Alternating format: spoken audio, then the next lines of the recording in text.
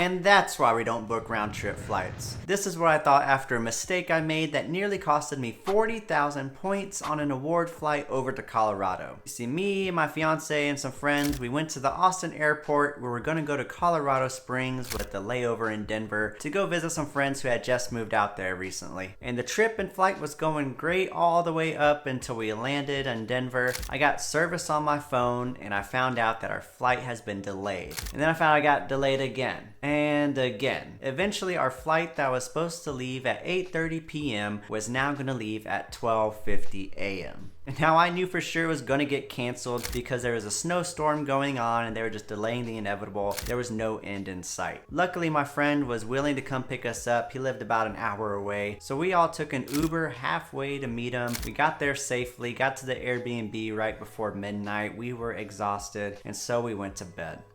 I woke up the next morning, checked my emails on my phone, and I found this big Southwest colored biohazard triangle, and the email stated that my entire reservation itinerary had been canceled due to their no-show policy. It states that if you don't cancel your flight within 10 minutes of departure, then everything is canceled and all of your funds and points are forfeited. You get nothing in return. And yes, that included the 40,000 points I spent to get me and my fiance to and from Colorado. And so I immediately got up to the kitchen, got on the phone, spoke to the Southwest representative, and she immediately told me that there is nothing that she can do over the phone. She told me that I could try to submit a online request form for reimbursement. However, she made sure that I understood that there was no guarantees. So I went ahead, got online, submitted the best pitch I could, submitted it, but I found out that it could take 2, 3, or more business days for them to respond. Plus it was the weekend, so I didn't want to take any chances, so I booked another award flight home using some other airline miles. So I got myself in a pickle here thanks to an oversight on my part. And if the lesson isn't super clear here, I'm gonna go ahead and spell it out, and that's that you should always book your award flights in one-way segments. Because of course you should abide by the no-show policy of Southwest and of any other airline, but it's because you never know when there's gonna be a lapse of judgment or just the ignorance of rules on your part, or even a system error or an error on the airline's part. And if you have your departing and your return flight put together on the same ticket, if one thing is affected, it's likely going to affect both of them. Additionally, you get some added flexibility in terms of being able to create open jaw segments, and you can also take advantage of multiple frequent flyer programs if you have flexible points like from the Chase Sapphire Bird or the Capital One Venture X. However, there are exceptions to this rule, and I'm going to share them with you, but first I want to stress that I'm talking about award flights, that is flights paid with points and miles. Flights that are paid with cash kind of go under different rules. One-way flights tend to be more expensive for some reason, but some exceptions include Delta Airlines. Sometimes a round-trip flight will cost less points than if you were to price it out as 2 one-way segments. And then other programs like United Airlines and Singapore Airlines, they allow you to add a free flight or a stopover if you book your itinerary as a round-trip award booking. And another award program, ANA, which is a transfer partner of American Express, they force you to make a round-trip booking in order to make an award reservation at all. Otherwise, all of your award flights with other programs are going to cost the same whether you book them as 2 one-ways or 1 round trip.